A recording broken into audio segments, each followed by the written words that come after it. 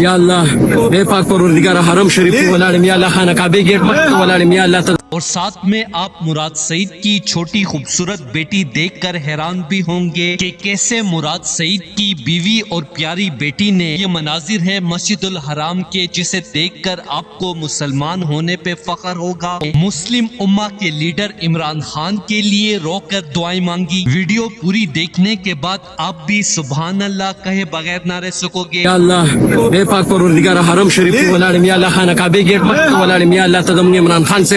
رہا کہ خدای دے ظالمانو کې نه روبا سي یا الله دې ټیم کې هغه ډېر کمزوري دي خدایا ته دې ظالمانو په زړونو کې رحم راولي یا الله خانه کعبه په خاطر دې ظالمانو زړونو کې رحم راولي او یا الله ته په خیر خیرت رها کې بے گناہ بے خطا پروت یا الله تاسو کیس کمیلی شو خدای ته زموږ عمران خان سے رها کې یا الله ته په خپل فضل او کرم سره غره حاکم خدای دې ظالمانو په زړونو کې رحم راولي چې هغه پرېږدي یا الله دې ټیم کې خان سے ډېر کمزوري دي یا الله ته خپل فضل او کرم سره غره حاکم یا الله آمین سبحان۔ اور اس ٹائم پر ہم جس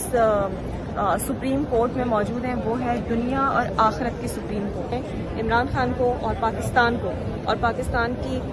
نیشن جو ہے ہماری پوری قوم کو ہم نے اس یہاں پہ اپنے رب کے امان میں دیا۔